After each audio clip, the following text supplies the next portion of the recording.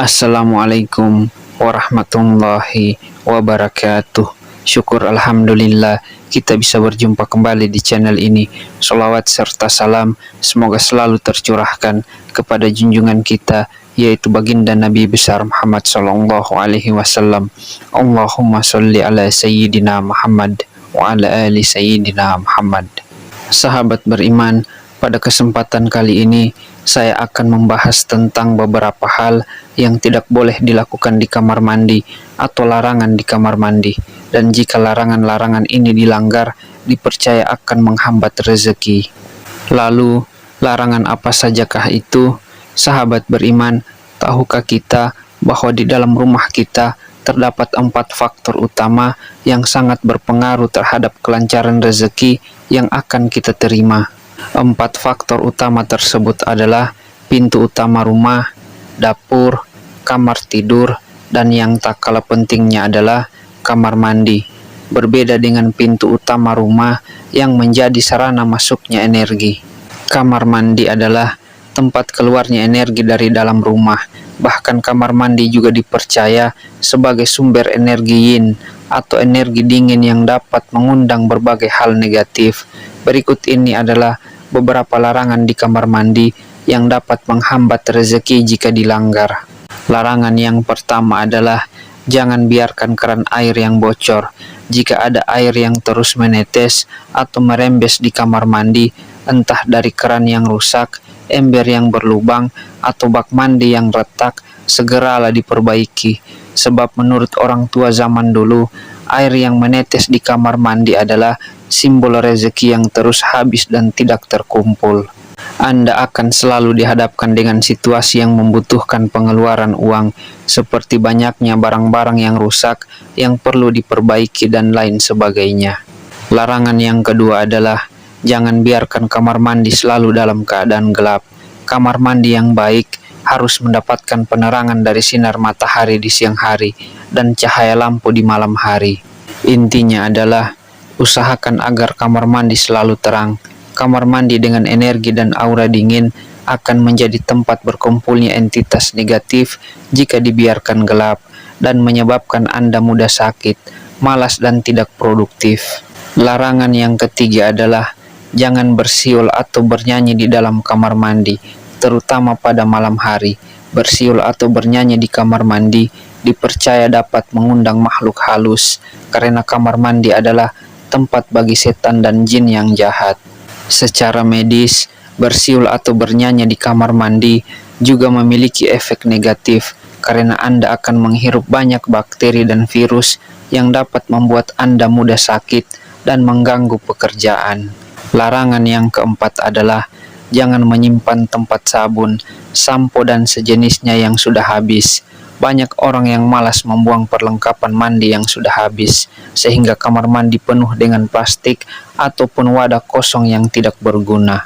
Secara sekilas, hal ini mungkin tampak biasa saja, namun secara energi, barang-barang yang tidak berguna tersebut sebenarnya adalah sampah yang dapat menghambat aliran rezeki Anda.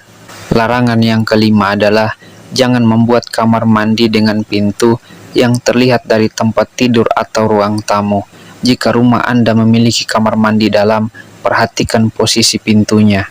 Pintu kamar mandi yang terlihat dari tempat tidur dipercaya dapat memberikan energi buruk bagi orang yang tidur di kamar tersebut, menyebabkan kondisi tubuh yang selalu sakit-sakitan.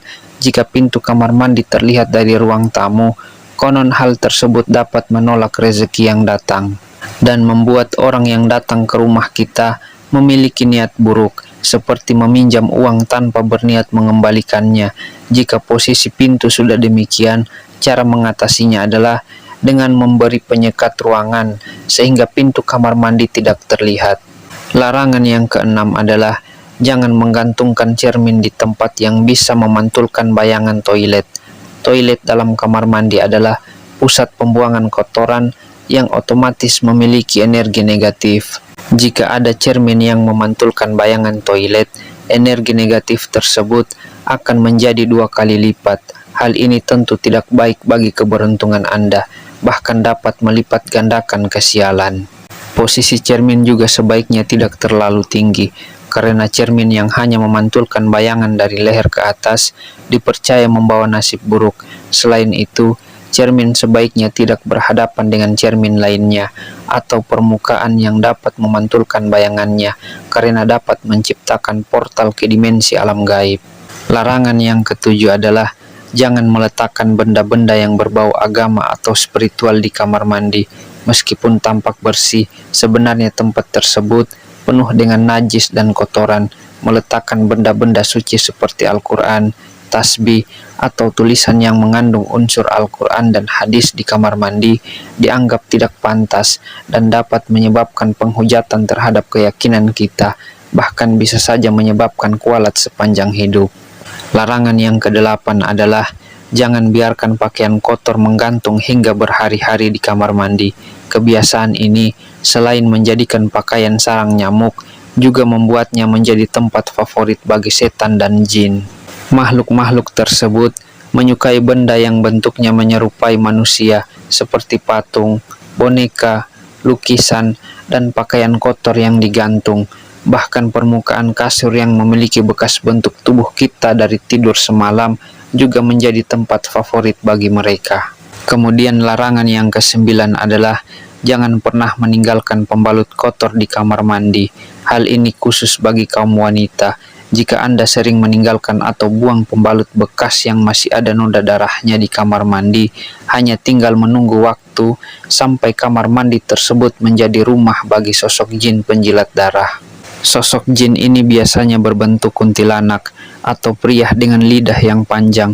Jika ini terjadi, tidak hanya kamar mandi Anda yang akan menjadi angker, tetapi juga seluruh rumah akan diganggu dari ketenangan hidup dan rezeki Anda.